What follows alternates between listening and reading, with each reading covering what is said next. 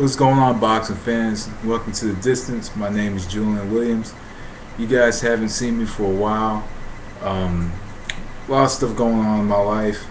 Um, so I just haven't really had a chance to get on YouTube and talk. And those who have been following me on Facebook know what's going on in my life right now. Know I've been very busy.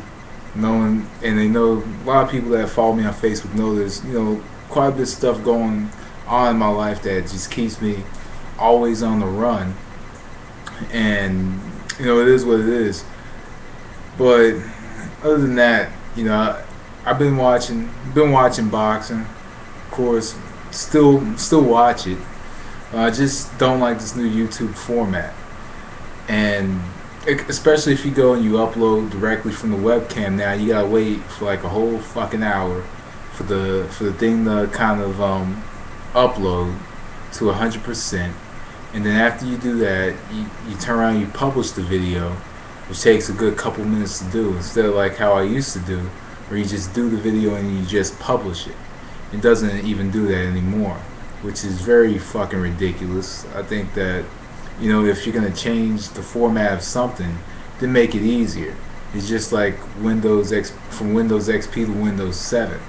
How old ass people can use Windows XP, but old ass people can't use Windows 7.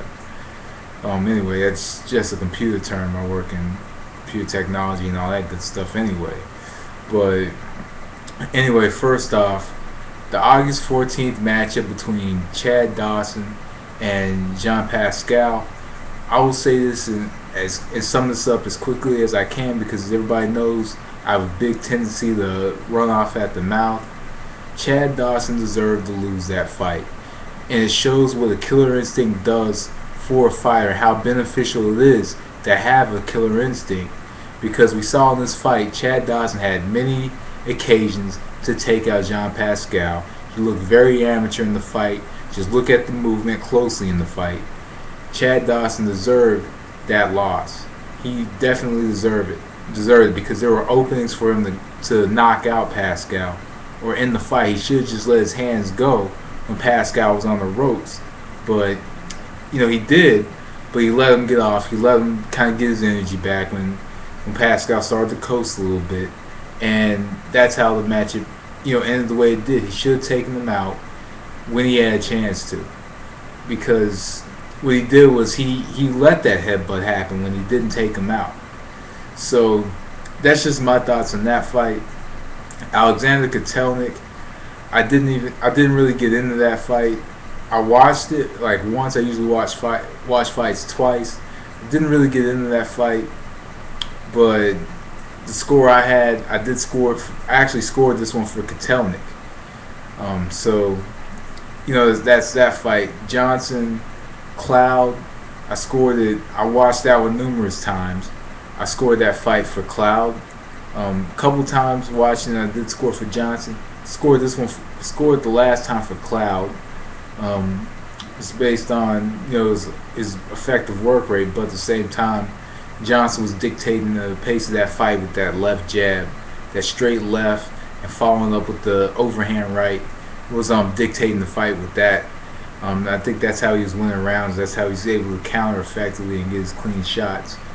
But I think those are the fights I hadn't covered, that should have covered. But it is what it is. Me been busy. A lot of things going on right now in my life that's kind of keeping me away from YouTube. But these are fights that I should have covered that I just didn't cover. Other than that, I have a hat on. I really don't even like wearing hats all that much, but my hair looks a hot mess. I tried doing that Sugar Ray Robinson thing with it, and let's just say it didn't even work out all too well. But I do like the things that are going on in the community. Actually, I just watched the Men Take Bubble Baths and Uncle Chuck video, Chuck the Dog video, and I'll admit that's I've watching YouTube for the last couple of years. I'll quite honestly say that's one of my favorite moments right there. I'm seeing Men Take Bubble Baths and Chuck the Dog. Both of them actually friends of mine through YouTube and Facebook. Two guys I do consider actually consider friends of mine. Along with YouTube and all that stuff outside of YouTube. I haven't met both guys in real life, but I would like to possibly even do a collab video with both of those guys one day. But one of my favorite moments, seeing both of them together making a video together and being on camera together, I did like that moment. One of my favorite moments. Since joining the community. Hell, one of my favorite boxing videos that's on YouTube was pretty much that video for the Adamek Grant fight. And I'll openly admit I did not watch the Adamek Grant fight. I wasn't going to pay $30 for that fight, the horrible undercard. Another dude, Tommy's Moving, even brought up, Danny Mitchell on the card, how he shouldn't have been on pay-per-view. And also another thing that kind of stands out to me, and I'm gonna always ponder this: why in the blue hell is Roy Jones still fighting? They're talking about him fighting Danny Santiago. Roy Jones does not need to be fighting anybody. He needs to sit and retire.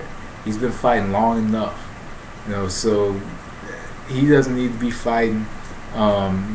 Briggs Klitschko signed. Other than that, that's really all I could think of right now. At the top of my head, there's really nothing. I guess really there's nothing I truly care about that is going on right now. I have a lot of fantasy matchups to do when I come back. I actually have a couple predictions to make when I get back. And the reason I'm kind of staying, like I said, I'm staying back is because I've been very busy. Busy, and other than that, I actually have surgery coming up. I have surgery on my mouth coming up, another one, which is gonna keep me out a good while on the 8th of September. So but when the surgery's all said and done, when the smoke is clear, best believe I will be back. But my next couple videos will be, I guess I could make a couple videos maybe this weekend. Possibly this weekend. I'd like to make predictions for Salido Gamboa and Klitschko Peter too. I'd like to make predictions for those. And I would like to make a prediction for a Mosley Moore fight. I'm definitely sure as hell not going to wear on pay-per-view. Don't care for. But I'm going to make predictions for these fights coming up in the coming days. But anyway, guys, for those who have subscribed recently, thanks for subscribing. Thanks for checking out the channel.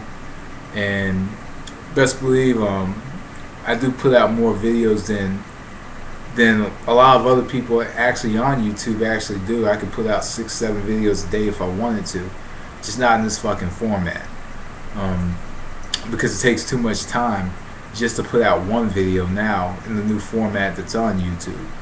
So anyway, guys, thanks for bearing with me during this somewhat of a hiatus, and thanks for continuing to watch. And and by the way, the last thing I want to say: if you add me on Facebook, I repeat, do not add me on Facebook to debate stupid shit with me. I'm gonna repeat that. If you add me on Facebook, do not add me to debate stupid shit with me. Because I have been dealing with that for the last while. People add me just to debate stupid stuff. And I repeat, and I'll repeat what I said on Facebook: Mike Tyson is not the greatest boxer of all time. So a lot of you little fanboys, get that out of your fucking heads. Mike Tyson is not the greatest. And if you add me on Facebook, you'll see what I'm talking about. But anyway, if you're going to add me on Facebook, the email is julianf@sbcglobal.net if you want to keep up with me on there. But I will be back with The Distance very soon. You'll never know when I come back with The Distance. Hell, I might come back today, because I feel really comfortable back in front of the camera. So anyway, guys, thanks for bearing with me. Thanks for watching. God bless you all. Peace.